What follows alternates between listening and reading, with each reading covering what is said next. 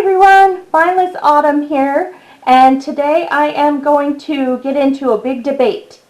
Do you like paper planners or phone planners? And if you find any of this type of stuff interesting, then subscribe. If you have a friend you think might find this interesting, then share so that we can all help each other out. And for anyone new here, welcome. I love learning about how different things and styles work for different people. I am a big believer that there is no perfect system for every single person because not everyone is the same and there's no reason they should have to be planning the same.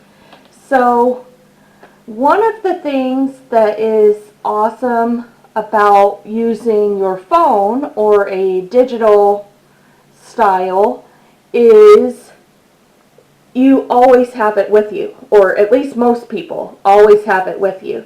So you can plan really far in advance. You can move your things around as they,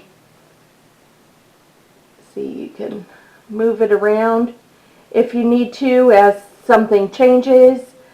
And I'm going to have to fix that later.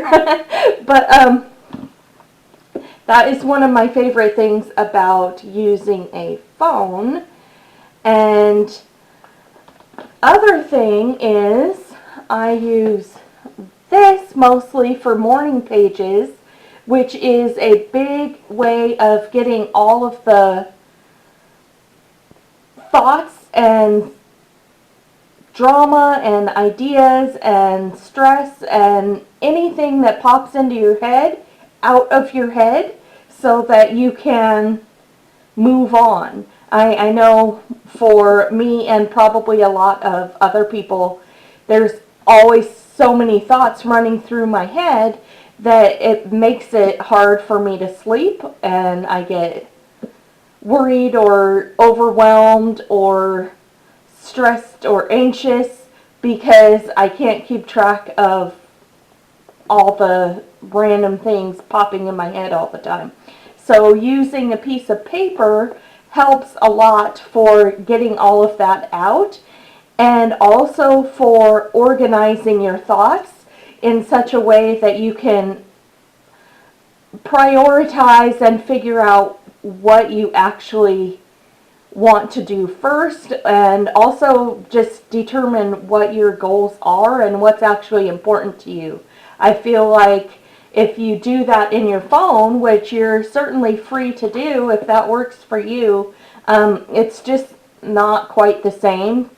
So one of the other things I wanted to say is if you're doing something already that works really well for you, then don't worry about what I say works for me or what anybody else recommends. If it's working for you, there's no reason to change it. So you can just skip that part. My hope is that if there's anything you need to work on or that you haven't figured out how to deal with, that maybe some of these videos I'm doing and blog posts I'm doing will give you some ideas, and you can just try whatever looks interesting to you and see if it sticks.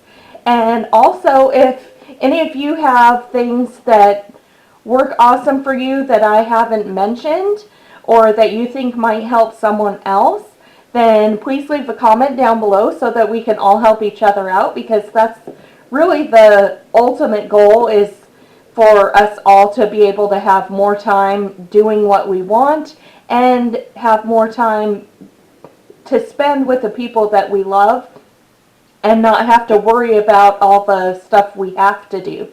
So if we can organize what we have to do and then make time to do what we want to do, then that to me is the ultimate goal. And so anything we can do to help each other do that would be amazing, and there's no right or wrong. There's no competition. We're all just trying to help each other out. So that would be awesome if you have any tips or tricks to leave in the comments down below. One of the things that I really love for Paper is the ability to see everything all at once, whether it be like this where it's the entire month, or if it's the week at once, or even just if you have everything you have to do that day at once. Just being able to see it on paper, for me, makes it easier for me to wrap my head around what it is I actually have going on in my life at the time. So if I try and do that on my phone, I have this widget that lets me see a little bit of what's going on that day. But if I try to look at the whole week at once, it's not as easy for me to wrap my head around.